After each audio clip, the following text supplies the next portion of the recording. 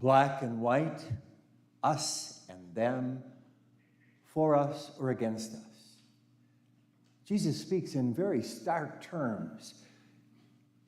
And the truth is, my brothers and sisters, he well knows that it's rarely that clear, that it's that easy to tell one from the other. Things are rarely just black and white, especially for human beings. The Lord, through whom all things were made, knows that human beings tend to be messy. Oh yes, I'm for the Lord, but that doesn't mean that there aren't times in my life that I do things that I know just really, I'm for the Lord, but I'd like to say it's always, but that wouldn't be honest. Just saying, Can't stand here and lie to you. No, but, human beings are messy. They really are. And the Lord knows that. I mean, look at the ones he called to follow him. Just 2 weeks ago, we heard that gospel passage where St. Peter, when asked, who do you think that I am, said, well, you're the Christ. You're the one we've been waiting for. And Jesus says, blessed are you. And then he says, this is how I'm going to accomplish my mission. I'm going to be put to death and rise again. And you go, oh, no, Lord, no. And then Jesus calls him a Satan in 2 lines from blessed to Satan. Not a large gap. Human beings are messy. Last week we heard in the gospel how they're walking behind Jesus, and Jesus can hear, and they're arguing.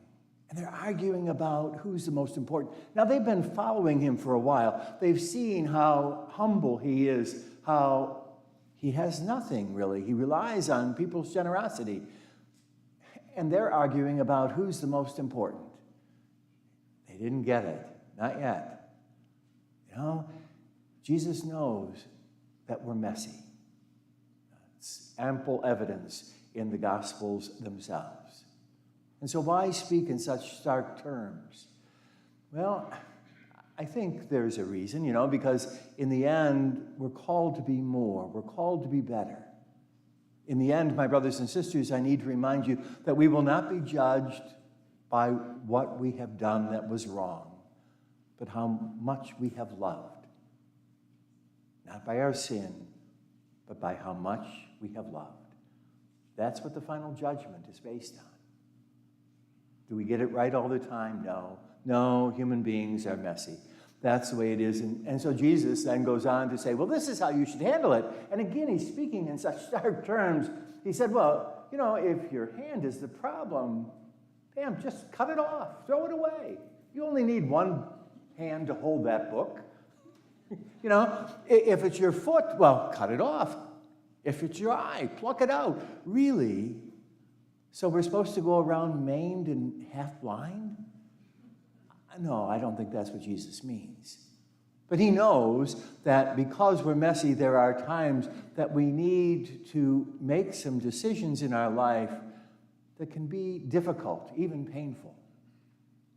If someone in my life is a problem, and I keep running into the problem over and over again, then maybe I should just stay away.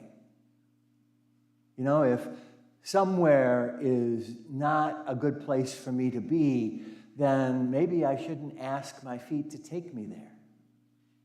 If somehow the way I look at another is the problem, maybe I need to change that in a dramatic sort of way.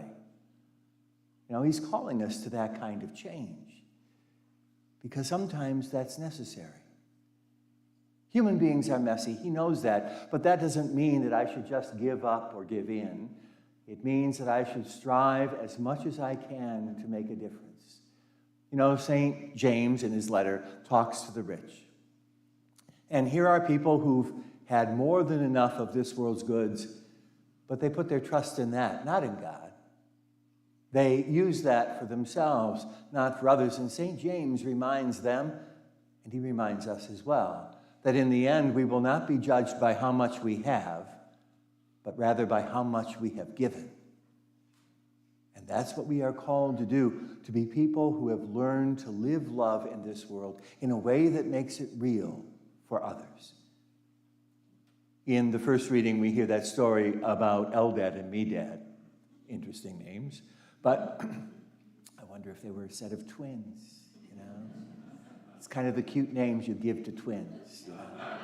But in any case, getting back on track here, you know, Eldad and Medad are given the Spirit, and Moses says, oh, I wish everyone had the Spirit.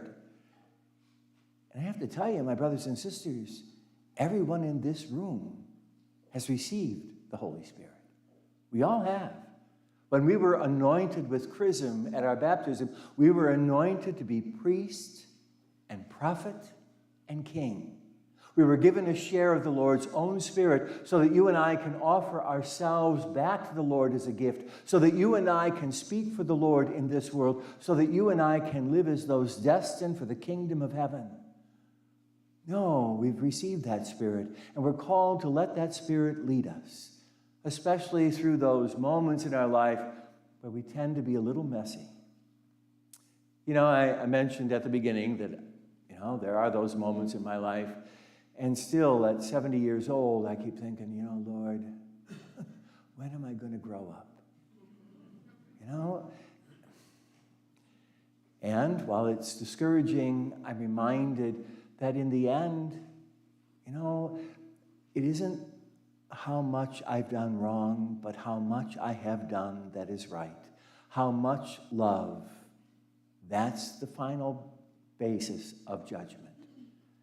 And so, you know, even though I get discouraged at times, I often take a lot of comfort from the words of Mother Teresa, St. Teresa of Calcutta. She was asked by an interview one time, you know, well, how well have you succeeded in what you was trying to do among the poorest people in the poorest place in the world? You know, what's your success rate, was the question. And she looked at the interviewer and she said, God didn't call me to succeed. God called me to try. In the end, I find great comfort in that.